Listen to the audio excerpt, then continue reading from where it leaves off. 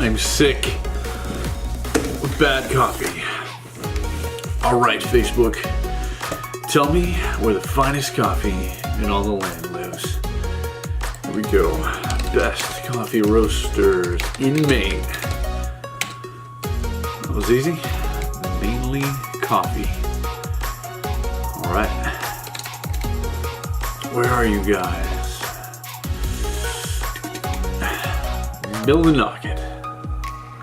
It's quite the drive. When was the last time I was in Millinocket? Hit it! That's what I'm talking about. Wait! Okay, now, from the beginning.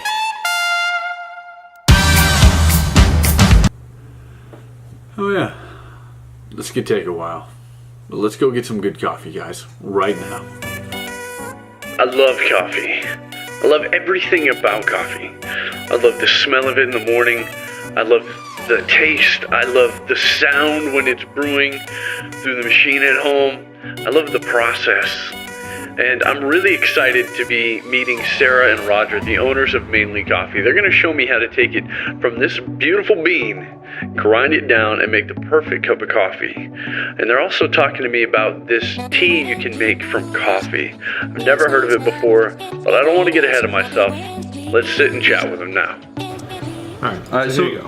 What do we got going on? This is a French press, and it is an immersion method of making coffee.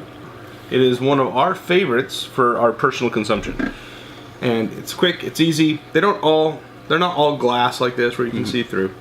But the basic idea is that you use a coarsely ground coffee.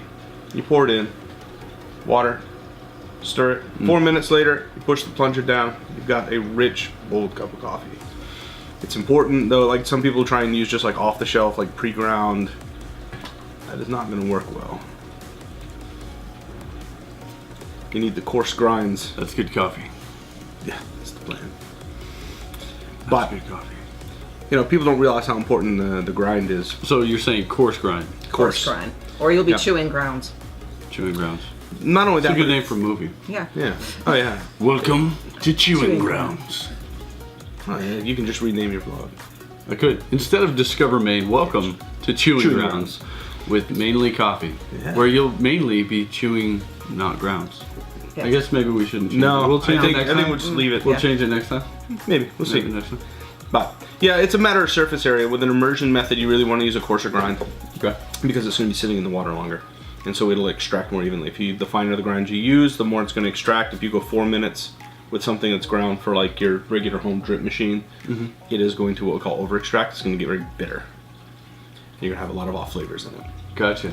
So, all right. So me, I typically tend to go on the. I like that more bold, strong coffee flavor. Pour over is probably the way you think that'd be the direction. That'd be the way to go. Okay. This or something like it. This cup is empty. Yes. So I think we need to try this out. Okay. Now with the beans, like what was the blend that we put in through the French press? What blend was that of your guys's? That is the blend which is yet to be named. It is literally a brand new blend. You're the first person outside of our That was facility. the one in the cup. The cup? Be the first person to actually try it outside of our facility. That cup. Yeah. I'm gonna edit that. And if not, oh well. Anyway, there was a cup with beans. I smelled it. It smelled good. It tastes really good. Yet to be named, huh? Yeah.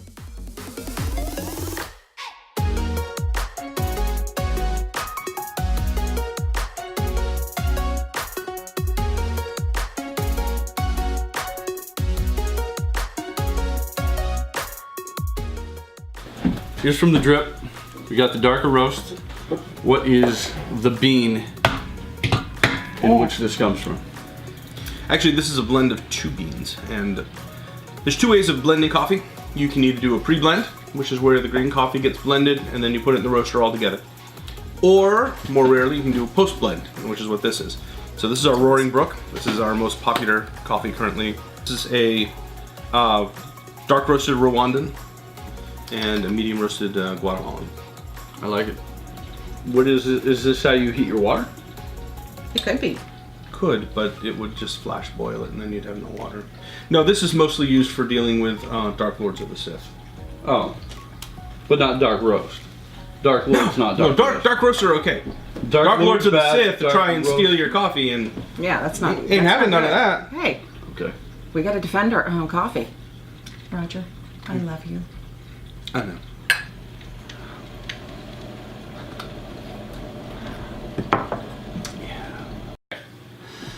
So now that I finished that, let's talk about the espresso. So what do you use for an espresso bean? Espresso is actually a method of extraction. So it's a coffee bean. So it's a coffee bean, so there's not coffee bean and espresso bean. It's... Yeah, no, it's how you roast it. Espressos are dark roasts, or very dark roasts, traditionally. But they get the name from the extraction method. And so our particular one, this is a blend of 3 coffees. Yep, so we go ahead and we roast it very dark. When you're roasting coffee, you actually are listening for it because there's first crack, which is a physical cracking of the membrane and water escaping. And there's second crack where even more complex reactions are happening. We take this well into second crack, but not all the way through. Okay. So, it is our darkest roast. It has replaced our Little Italy espresso blend. When I'm looking at a shot of espresso, what characteristics should I be looking at that determines a good blend, a good brew? You want a decent crema. Like when you go ahead and you pull it, you should see as it goes in, like it'll start the separation. Okay. And so it'll look all like the crema, all kind of foamy, and then it'll separate out, and you'll get this nice dark. Then you get this nice clear separation. And then the crema is what we've got up there on the top. It should be. As you were saying. Yeah, so you get the separation, you get the crema on top. It should be thick, almost, not a true syrup, but, more of that syrupy kind of feel. And it's best enjoyed dark. I'm really excited to try this. No, you should be. Go for it. I'm going to do that. Actually, I'm going to take that one because I haven't had it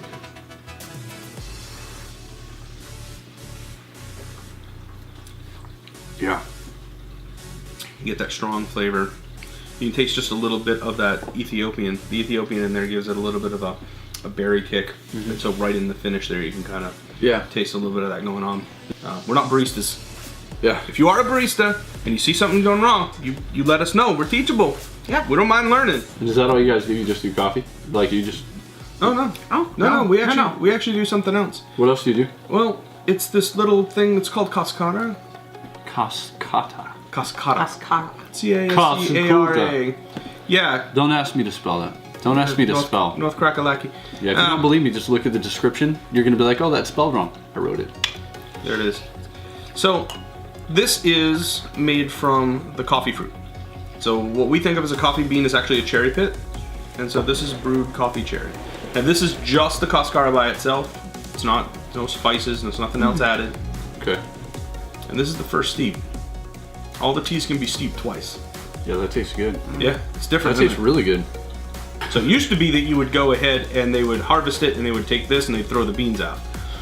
In Yemen, they make something called kisher, and it's a spice. It's basically like a chai, but instead of using a black Assam tea as a base, you use cascara. I do like chai. Yeah, do like we're chai. huge fans of it. It smells. You guys do chai too? Oh yes. Smell that. That is my favorite thing. Oh, that smells really good. Tea is where I have my passion because I have a love for tea. Yeah. And I've developed 3 teas actually from the cascara as a base. Oh, wow. Okay. One's with chaga, one's the the chai spiced, and also the holiday spice that has a little another spice in it. It tastes like Christmas in a cup. Yes, it does. So the other cool thing, guys, is we've tried a few of their blends that they have. They have a ton. So you really need to check out the website. You need to check them out on Facebook. So what they're going to do is a giveaway.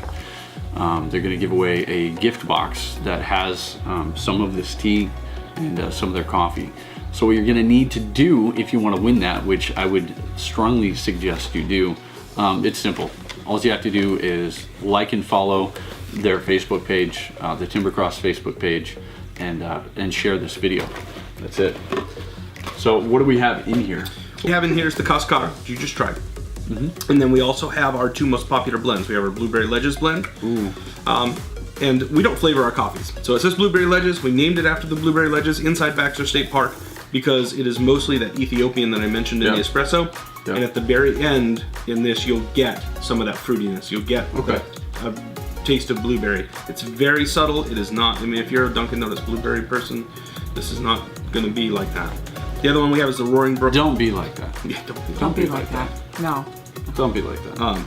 The other one is the Roaring Brook blend that we tried in the pour over. That was really good. So, so you get our two best-selling coffees, plus you get the tea set, and the tea sets actually come with the tea and then 6 empty tea bags. So if you don't have an infuser or you don't have a cool little pot like this, don't worry, we've got you covered. Okay. You can go ahead and take it, put it inside the tea bag, and again, you can steep it twice. That's so awesome. You can get like 12 cups of tea out of that. I like that. And then of course we got the cool box. The cool box. For the cool kids. Yeah.